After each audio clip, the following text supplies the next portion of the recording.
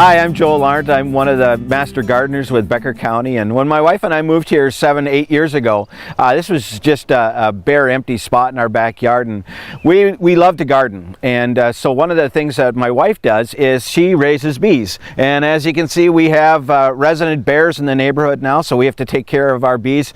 But we really want to make sure to keep the bees. One of the things that happens with pesticides is that when people spray pesticides, whether it's for mosquitoes or on their grass and things like that, or on their trees, the first things to die are the bees. And so we've really made an effort to be organic as much as possible in our garden, and to really do in our garden planting that attracts the bees. And so I'm going to take you to my garden, and I'm going to show you my garden and some of the things we're doing in my garden. So why don't you join me?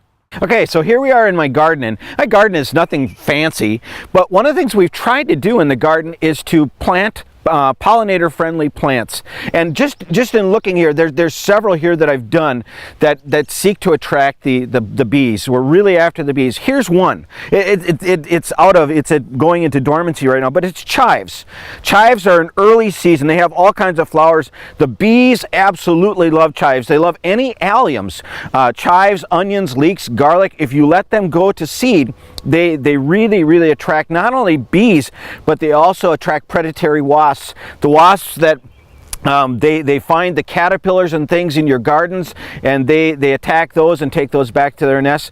But you really want to watch that as well. Over here, we have black raspberries. We have black raspberries and we have red raspberries on the other side. You want to keep them separate because they don't like each other, and the fruit comes out bad. But these are black raspberries, and these tend to be a little bit more persnickety. This will be ripe by the end of today. But these tend to be a little bit more persnickety. But as you can see, this is by far the best year that we have ever had. And one of the things I look at is we stumbled on it. 2 years ago, I went on sabbatical and I mowed the whole raspberry bed down. And so what came up last year, we didn't even harvest. And this year, we have a bumper crop we've never seen. But if you notice down here, there's a lot of mulch, and in this mulch, I mean, it is wet, it is moist. We don't water this at all. The only water that these raspberries get is the water that comes from the rain.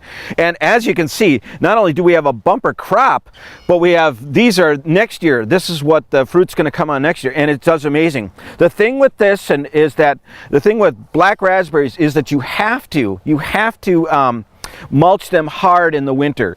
Anything that grows below the mulch, or anything that's below the mulch, is going to live. Anything that's above it will die usually. Last year we had a fairly mild winter, and so we were able to keep a lot of our berries, and we just have amazing crop. Another thing that I want to show you is over here. We have at the edge of our garden, we have our cucumbers here that we're trying to attract our bees to, and our bees aren't that far away. But one of the things we want to do is we have a whole line of zinnias. And these zinnias, as you can see, they're just now starting to come into, just starting now to bloom. But in a few weeks, this is going to be a solid row of color. And what that is, that's going to be an attractant not only to bees. This will be all full of bees in here, but it will also be full of butterflies. The butterflies that come in, they're also another one of the pollinators that will come into here. And so you want to attract your bees to your garden. And so this is one of the ways in which you can do it. And so just be intentional about attracting the bees, but don't use pesticide. If at all possible, don't use pesticide, because your bees are the first thing that's going to die. And I hear people saying, we just don't see bees anymore. Well, the reason is that so much pesticide is being sprayed that the bees aren't being given a chance to live. So happy gardening. I hope you guys enjoyed this little section here. I'm going to show you more in another clip.